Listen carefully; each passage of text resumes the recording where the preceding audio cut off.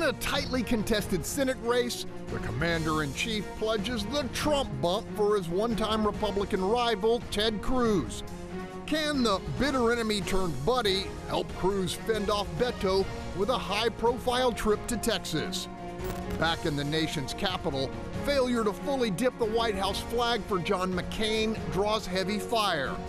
Was it truly an overt act of disrespect by the president aimed at a departed national hero?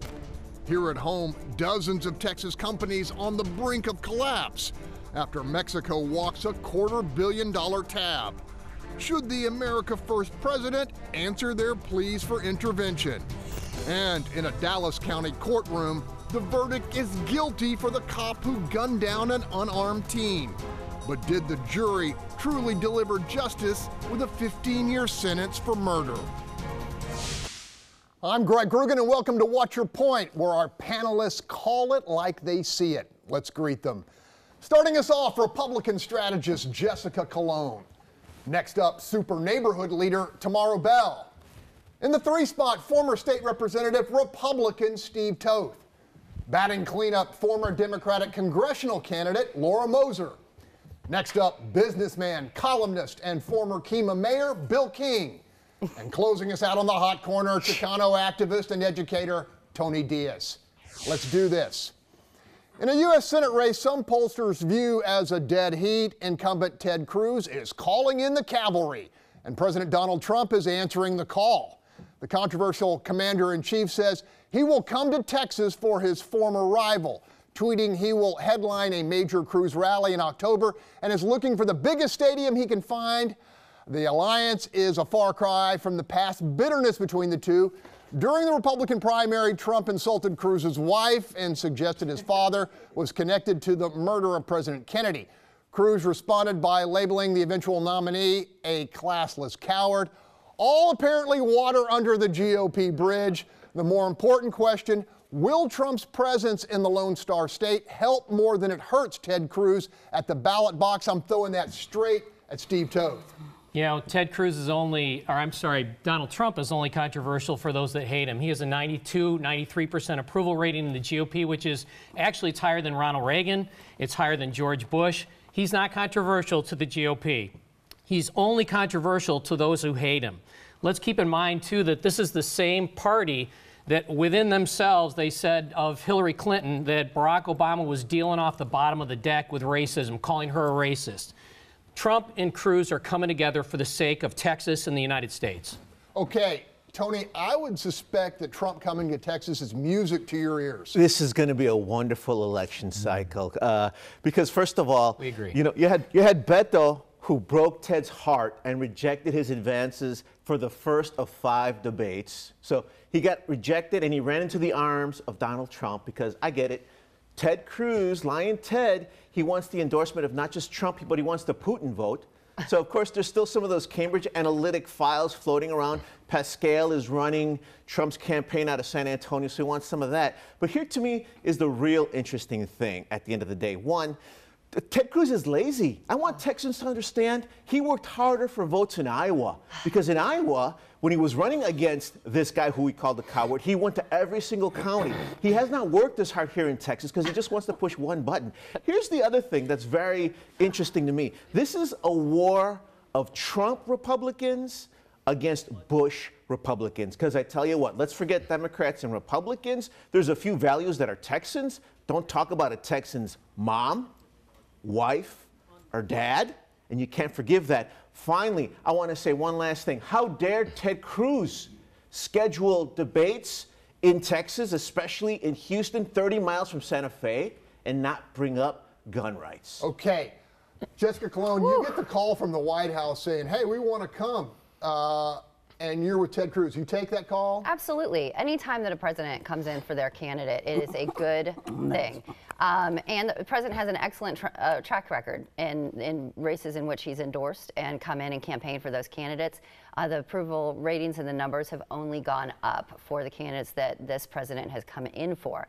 As far as the debates, you know, the Senate truly is in session right now during the week, and so Friday nights are the nights that have to they have to that are available to come in, and Beto knows that. The bottom line here is, why won't Beto debate? Why won't he agree to a debate? Ted was ready to go on August 31st. He said no. What we do need are these debates. That the last thing Beto O'Rourke wants is to debate Ted Cruz. Right. We have 9 long weeks of this election. We've already heard of arrests coming out and more details to Beto's past arrests that have come out that he has not been truthful about. These are the types of things that Beto O'Rourke does not want to come out in this election cycle so he can maintain this star status that he's created.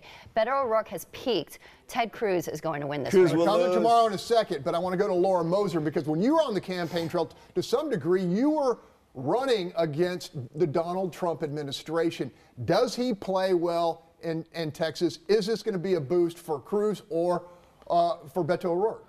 I'm going to shock everyone by partially agreeing with my Republican friends and saying, yes, Ted Cruz needs Donald Trump here. He needs every single one of Donald Trump's voters statewide to turn out the vote, because he doesn't have a lot about himself and his own record that excites people. Exactly. But I do think it's like Ted Cruz is the one who famously said, vote your conscience. Where is his conscience? If someone talked like that about my family members, I would not come back on my hands and knees begging for handouts. Like, you have to have some dignity, even in politics in 2018. Okay, I'm going to switch gears real quick. Delivering what he calls a buzzkill for hopeful Democrats, highly regarded Rice political analyst Mark Jones gives Beto O'Rourke a 1 in 20 chance of pulling off an upset. Contending the El Paso congressman's popularity won't be enough to overcome underperformance by down-ballot Democrats and a built-in partisan advantage in a state that still has more voting Republicans than voting Democrats. I'm going to you tomorrow. I don't agree with Mr. Jones, and let me tell you, one of the reasons I don't agree with Mr. Jones is if you look back at the presidential race, there was only an 8% loss by, 9% loss by Hillary, where they said she didn't have a snowball in hell's chance here in Texas. And a coward's move. A coward's move. Desperate times call for desperate measures. You gonna bring somebody in who talked about your daddy, your mama, and you. And that's who you gonna use your ally? You ain't got no damn friends. You gotta go get who was your arch enemy. Please like me. Please like me. I'll buy your lunch. I buy your lunch every day. Come on now. I mean it. Like she said, he needs anything that anybody can give him. And he said, okay, Trump, you beat my butt. Can you please be my friend? All right, Bill, bring this all together for us. I'm not sure I can follow that. I think it's probably higher than 1 in 20, but I think it's still a long shot. Beto's had a lot of enthusiasm, he is a charismatic figure, but I kind of agree with the Republicans here that as his record is more fully developed, I think a lot of people that are in the middle of this may say he doesn't really represent my views on things. I think the biggest problem that O'Rourke has is the rest of the Democratic ticket is so weak this time, especially at the governor's slot. You know, Abbott's going to win that race by, I don't know, 20 points or something. Minimum. So it's hard to imagine, you know, Abbott and O'Rourke both winning.